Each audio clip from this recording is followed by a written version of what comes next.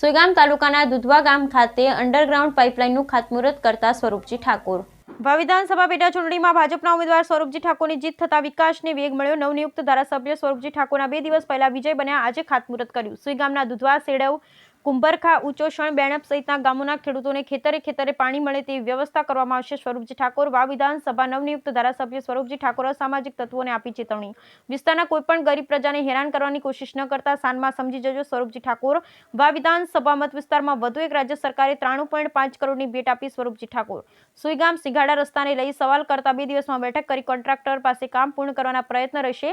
7 વર્ષથી જે વિકાસ રૂંધાયો હતો તેને પૂર્ણ કરીશું। વાવ, ભાભર, સુઈગામ તાલુકામાં ખેડૂતો માટે કેનાલમાં પાણી, આરોગ્ય, રોડ રસ્તા સહિતની સુવિધા મળે તેવા હંમેશા વિસ્તાર માટે પ્રયત્ન રહેશે મારા। Swarupji Thakor, bureau report, બરઠકડી, Banaskantha. તમે ધારાસભ્ય બન્યા છો અને વિસ્તારને 3.5 કરોડની એક ભેટ આપી છે, શું કહેશો એના વિશે?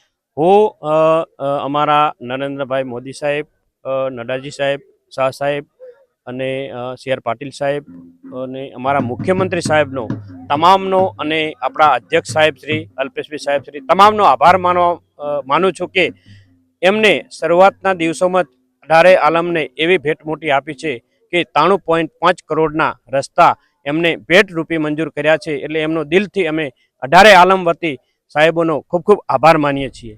સાહેબ, એક સોયગામથી સિધાડા હાઈવે અત્યારે રિપેરિંગ કામ ચાલુ છે, પણ કોન્ટ્રાક્ટર ત્યાં બિલકુલ કામગીરી નથી કરતો, એના વિશે આપ શું કહેશો?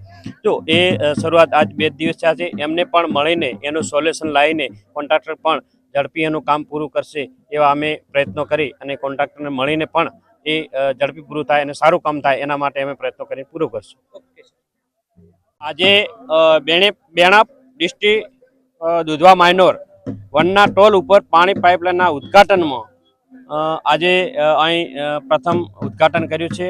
એમાં દુધવા, સેડવ, કુંભારખા, ઉચોસણ, નવાપુરા, લીંબુણી, રાજપુર તમામ ગામોને પાઇપલાઇન દ્વારા પાણી મળી રહે એના માટે આજે ઉદ્ઘાટન કર્યું છે અને ટૂંક સમયમાં દરેક ગામોમાં પાણી પહોંચતું થશે અને આવા અવનવા જ્યાં પાણી નથી પહોંચ્યું ત્યાં પાણી પહોંચાડવા માટે પૂરેપૂરો અમે પ્રયત્ન કરીશું। સાહેબ, તમે એક વાત કરી હમણાં કે અસામાજિક તત્વો માટે શું કહેશો, સંદેશો આપશો? હું આ વિસ્તારના કોઈ પણ ગરીબ લોકો હોય, જો ગરીબ લોકોને કોઈ અસામાજિક તત્વો હેરાન કરતા હોય તો એમને કહેવા માગું છું કે હવે તમે થોભી જજો કે આ નાની સમાજો છે એમને કોઈ રીતે કોઈ હેરાન કરશે તો આ વિસ્તારમાં હવે ચલાવી લઈશું નહીં અને આવનારા સમયમાં તમામ સમાજ સુખીથી, સંપન્નથી, ભાઈચારાથી જીવે એના માટે હું અપીલ કરું છું।